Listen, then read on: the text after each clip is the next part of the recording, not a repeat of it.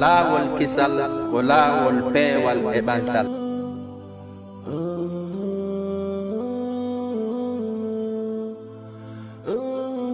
بسم الله الرحمن الرحيم. الحمد لله رب العالمين الذي علم بالقلم وعلم الإنسان ما لم يعلم، ثم الصلاة والسلام على أشرف المصطفى صلى الله عليه وعلى آله وصحبه أجمعين، وبعد. إخواني وأخواتي في الله، السلام عليكم ورحمة الله تعالى وبركاته. مسيب جلبة تدب تلسبكتاتور laawolkisal hari misal mini on nokku kala ko woni rangat non ari hande kati Incha'Allah den kay mission men Allah sumaye hayde wondude Oustaz men Ramadan ari hede landobe Oustaz Ramadan. Assalamu alaikum wa rahmatullah. Ari min fala ngadam men Qur'an taskande de hebu don Qur'an e mo giza mo tawata on hebi emotion e mum mi fala sendu dame men ngi telespectateur be mo emotion Incha'Allah. بسم الله الرحمن الرحيم. الحمد لله رب العالمين، والصلاة والسلام على رسول الله وعلى آله وأصحابه أجمعين. هريكو أدي كنتو مدتولاني الله سبحانه وتعالى yo Allah waɗu e yiɗidirɓe sabu Allah waɗen kadi howlodirɓe Allah tabintina imanu men on. haray mi addana en ayaji ɗiɗi qur'ana nde mi yii e hakkunde annabaɓe ɗiɗo tedduɓe ɗiɗo ɓe Allah kadi ƴetti suuɓe yimɓe jowa e annabaɓe ɓe inni ko khamsa ulil azmi. donc nelaɗo meɗen Muhammadun sallallahu alayhi wa sallam e Musa alayhi salam. aya gono e suratu su'ara ka Allah subhanahu wa ta'ala o inni nde yimɓe Musa ɓen haynino fir'auna ko ɗum ɓe inni falamma tara aljam'ani qala ashabu Musa inna lamudrakun. ɓaari ɓe yii fir'auna e yimɓe mum ɓen ɓe daari maayo ngon ɓe tawi hino maayo ngon no takkoɗo ɓe inni honɗum Musa ɓe inni enen en hewtitama. Musa ko honɗum jaabiɓe woni kalla inna ma'iya rabbi. Musa inni o hoye miɗo wondi e Allah. joni ko kanko e annabaɓe makko ɓe wondi o inni kono Musa ko inni kalla innama iya rabbi, min de miɗo wondi Allah. joni noon nelaɗo meɗen Muhammadun sallallahu alayhi wa sallam hiɓe ka fammere kamɓe Abi Bakrin Siddiq radiyallahu anhu on mo anduɗen.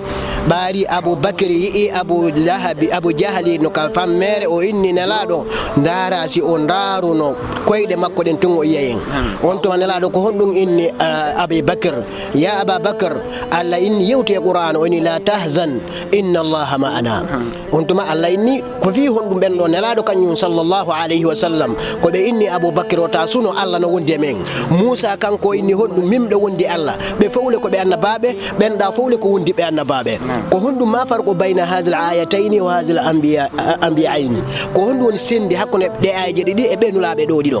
nelaɗo sallallahu alayhi wa sallam wa alima anna imanu Aba Bakr yazidu wala yanqus.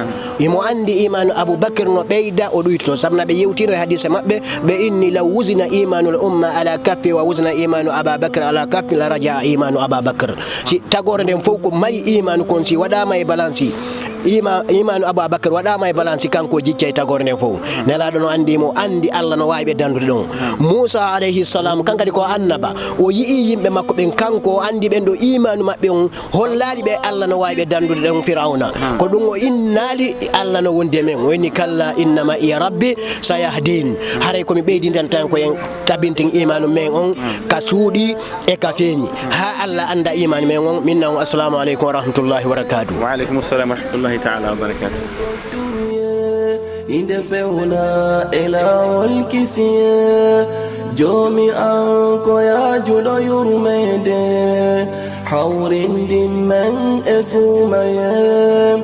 jomi an ko yajuɗo yurmede hawrindin men e sumaye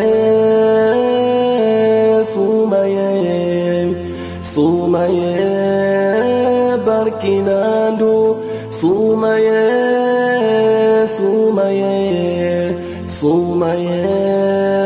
laawolkisal ko laawol peewal e